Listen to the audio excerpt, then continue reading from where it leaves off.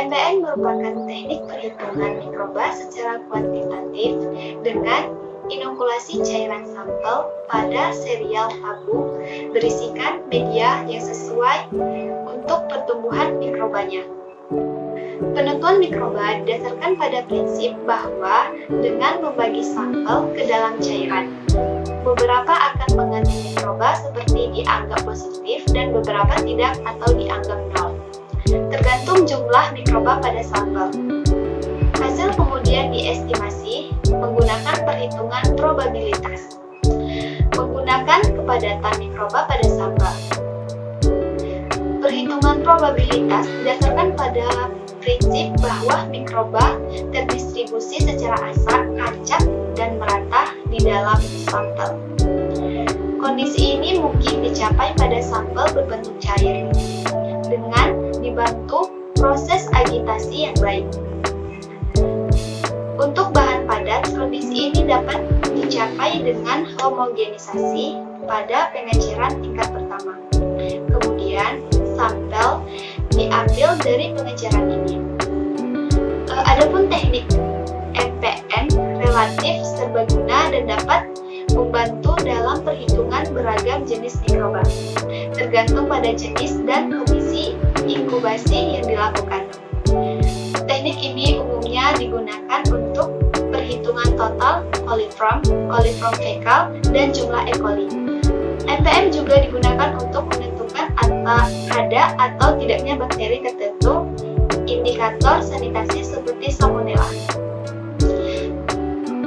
MPN yang umum dilakukan terdiri atas 3 tahapan, antara lain yang pertama uji pendugaan, yang kedua ada uji konfirmasi, dan yang ketiga ada uji pelengkap. Ketiga metode ini memiliki perbedaan baik dari segi media maupun dari teknik ikutannya. Alat dan bahan yang digunakan pada praktikum kali ini, bahannya ada ST, air galon, dan air keran.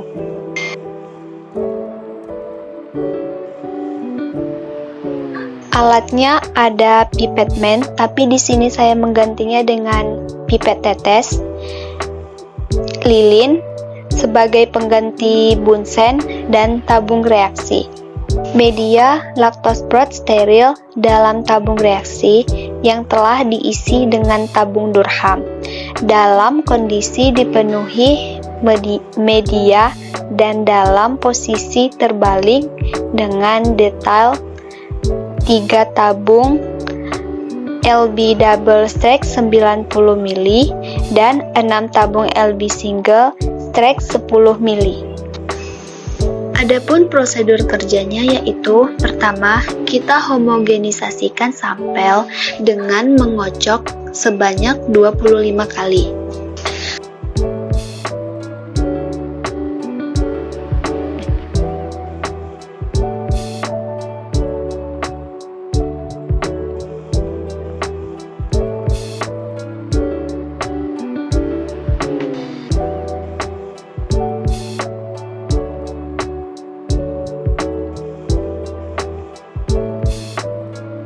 Siapkan 3 set tabung media, kemudian sampel yang telah terhomogenisasi masukkan ke dalam tabung reaksi.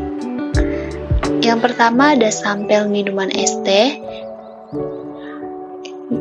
kedua sampel air keran,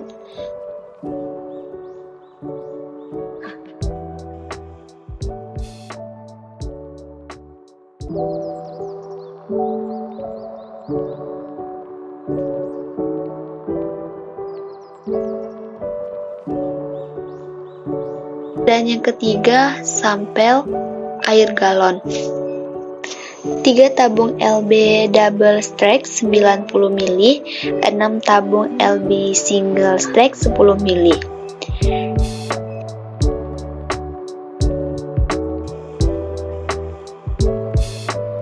Inokulasi 10 ml sampel yang telah terhomogenisasikan ke dalam setiap tabung yang berisi media double strike.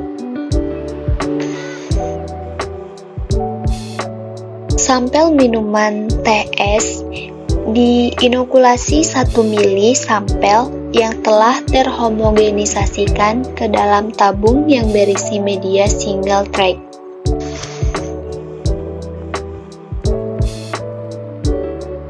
Selanjutnya sampel air keran. Inokulasi 1 mili sampel yang telah terhomogenisasikan ke dalam tabung yang berisi media single track. Setelah itu, inkubasi semua pada suhu 30 derajat Celcius selama 48 jam.